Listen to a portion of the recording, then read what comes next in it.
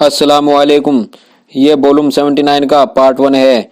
जैसे ही गयातू गोगतू को शहीद करता है तो उस्मान साहब और उनके साथी ये मंजर देखने के बाद बहुत ज़्यादा तड़प जाते हैं और वो चिल्ला चिल्ला कर गोगतू का नाम लेते हैं। गयातू उस्मान को तकलीफ में देखकर बहुत ज़्यादा खुश हो जाता है।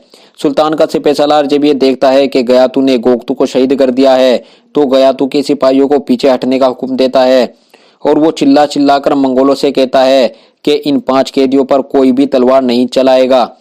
अगर किसी ने आगे बढ़कर इन कैदियों पर हमला किया तो मेरा सामना उससे होगा, क्योंकि उस्मान और उनके साथियों को सुल्तान के पास पहुंचाना मेरी जिम्मेदारी है। गयातू ये सुनकर मुस्कुराता है और कहता है, मुझे तुम्हारी बकवास सुनने की कोई ज़रूरत नहीं है। और फिर वो अपने सिपाहियों को तुर्क सिपाहियों और उस्मान साहब के सिपाहियों पर हमला करने का हुक्म दे देता है। ये सुनते ही उस्मान साहब भी अल्लाह अकबर कहते हैं और कहते हैं, अल्लाह ताला की ज़ात हमेशा रहने वाली है, लिहाजा हमें किसी से डरने की ज़रूरत नहीं है। और फिर जरगोताई भी मंगोलों पर हमला कर देता है और फिर जैसे ही तुर्कों और मंगोलों के दरमियान लड़ाई शुरू हो जाती है तो उस्मान साहब के हाथ बंधे हुए होते हैं। इसके बाद भी उस्मान साहब मंगोलों का बड़ी बहादुरी से मुकाबला कर रहे होते हैं। और फिर जैसे ही एक मंगोल सिपाही उस्मान साहब पर हमला करने के लिए आगे बढ़ रहा होता है तो उस्मान साहब उस मंगोल सिपाही की तलवार छीनकर उसे मार डालते हैं। सल्जूकी सिपाही भी उस्मान साहब और उनके साथियों की जान बचाने के लिए मंगोलों का मुकाबला कर रहे होते हैं। सल्जूकी सिपाहियों की तादाद बहुत कम होती है, यानी कि सल्जूकी सिपाही सिर्फ 2-4 होते हैं और दूसरी तरफ मंगोलों की तादाद बहुत ज्यादा होती है, यानी एक तुर्क के मुकाबले में तकरीबन 5-6 मंगोल होते हैं। लिहाजा यह मुकाबला बहुत सख्त होता है। और फिर इसी दौरान एक मंगोल सिपाही जेरगोताई के मुंह पर जोरदार मुक्का मारता है तो जेरगोताई भी अपनी जान बचाने के लिए उस मंगोल सिपाही को लातों से मारना शुरू कर देता है। और फिर जैसे ही मंगोल सिपाही जमीन पर गिरता है तो जेरगोताई उस्मान साहब की तरफ अपने रस्सी से बंधे हुए हाथ बढ़ा देता है और फिर उस्मान साहब जेरगोताई की रस्सी काट देते हैं। और फिर जैसे ही उस्मान साहब जेरगोताई को तलवार पकड़ाते हैं तो जेरगोताई भी उस्मान साहब की बंधी हुई रस्सियों को काट देता है और फिर जेरगोताई और उस्मान साहब के हाथ आजाद हो जाते हैं। तो जेरगोताई चिल्ला चिल्ला कर कहता है, मंगोलों ने मेरे भाई गोगतू को शहीद कर दिया है, अब हम तुम लोगों से गोगतू का बदला लेने वाले हैं। या तो पास ही खड़ा ये सारा मंजर देख रहा होता है कि किस तरह उस्मान साहब और उनके साथी अपनी जान बचाने के लिए जिद्दोजहद कर रहे हैं। और वो जेरगोताई की बातें सुनकर हंसने लगता है और कहता है कि जेरगोताई कितना बेवकूफ़ है, क्योंकि कुछ ही देर के बाद वो शहीद हो जाएगा। और फिर जैसे ही 3 से 4 मंगोल सिपाही एक सल्जूक सिपाही को घेर लेते हैं और बुजदिलों की तरह उसकी पीठ पर वार करते हैं। जैसे ही वो सल्जूक सिपाही अपनी जान बचाने के लिए पीछे की तरफ मुड़ता है तो एक और मंगोल सिपाही उसकी गर्दन पर हमला कर देता है और यूं एक सल्जूकी सिपाही शहीद हो जाता है।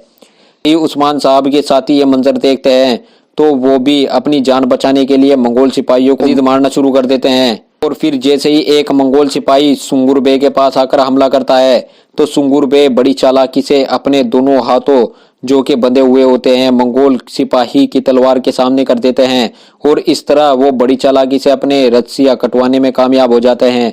और फिर वो मंगोल सिपाही को मारने के बाद उसके हाथ से तलवार छीन लेते हैं। दूसरी तरफ उस्मान साहब और उनके साथी अपनी जान बचाने के लिए मंगोलों से मुकाबला कर रहे होते हैं।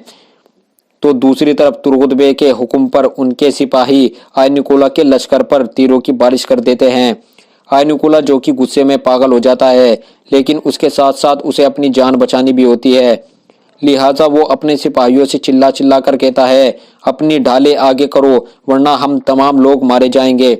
और फिर जैसे आयनिकुला को इस बात का एहसास होता है कि वो अभी हमला करने की हालत में नहीं, लिहाजा वो चिल्ला चिल्लाकर तुर्गुद और कोशिश से कहता है कि तुमने गद्दारी की और गद्दार की जान बचाई है। तुर्गुद, कोशिश गद्दार है, तुमने अपने लोगों के साथ गद्दारी की है।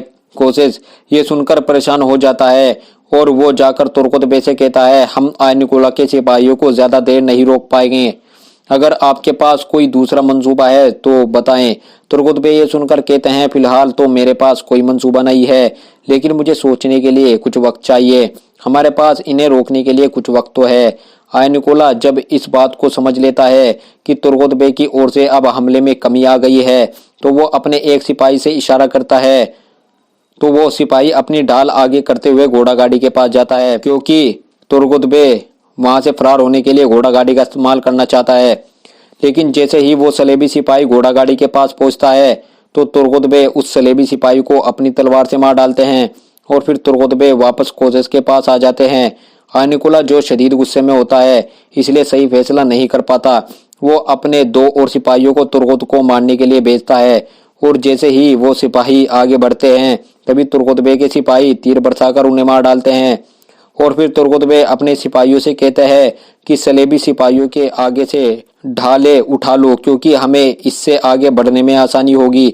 और जैसे ही तुर्गुत बे के सिपाही उन ढालों को उठाकर निकोला की ओर से बरसाए गए तीरों से बच रहे होते हैं तो कोसे तुर्गुत बे की अक्लमंदी पर बहुत खुश होता है और तुर्गुत बे से कहता है कि मैंने कभी सोचा नहीं था कि एक दिन आप मेरी जान बचाएंगे। फिर तुर्गुत बे कहता है कि अभी हम यहाँ से पूरी तरह निकलने में कामयाब नहीं हुए हैं, सबसे पहले हमें निकोला से अपनी जान बचानी होगी, फिर दोनों बैठकर सुकून से बात करेंगे कि उस्मान साहब को कैसे आज़ाद करना है। आखिरकार तुर्गुत बे और उनके सिपाही ढालों को आगे करके घोड़ा गाड़ी में चढ़ने में कामयाब हो जाते हैं और फिर जैसे ही आयनुकुला और उसके साथी तुर्गुत बे के सिपाहियों का पीछा करते हैं। जब आयनुकुला जंगल में थोड़ा आगे पहुंचता है तो वो देखता है कि तुर्गुत बे घोड़ा गाड़ी को जंगल में ही छोड़कर फरार हो गए हैं। बिलाखिर निकोला हर बार की तरह अपना गुस्सा अपने सिपाहियों पर उतारते हुए कहता है कि मुझे किसी भी सूरत वो चरवाहा चाहिए। दूसरी ओर गयातू उस्मान और उसके साथियों को लड़ता हुआ देखता है। वो उस्मान की बहादुरी से मुतासिर होकर कहता है, तुम बहुत जिद्दी हो उस्मान, पर तुम जरूर मरोगे। ये सुनकर मंगोल कमांडर कहता है कि सिर्फ उस्मान ही नहीं बल्कि उसके सिपाही भी बहुत जिद्दी हैं। मुझे हैरत इस बात की है कि उस्मान के 6 सिपाही हमारे इतने सिपाहियों का मुकाबला कैसे कर सकते हैं। कुछ वक्त बाद उस्मान और उसके साथी मंगोलों से लड़ लड़कर थक जाते हैं। दूसरी ओर कोशिश और तुर्गुत बे जंगल के बीच में पहुंच जाते हैं। तब तुर्गुत बे कोशिश से कहते हैं कि हमें यहाँ से थोड़े थोड़े सिपाही लेकर अलग अलग रास्तों पर जाना होगा, क्योंकि बाजंतीन सिपाही ज्यादा हैं और अगर हम सब पकड़े गए तो सूरत हाल बिल्कुल बिगड़ जाएगी।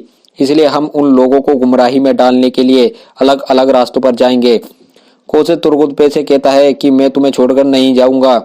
फिर तुर्गुत बे कोशिश से कहते हैं कि अगर हम में से एक पकड़ा गया तो फिर मामला संभल जाएगा, अगर हम दोनों ही पकड़े गए तो फिर उस्मान साहब की मदद के लिए कोई नहीं पहुंच पाएगा।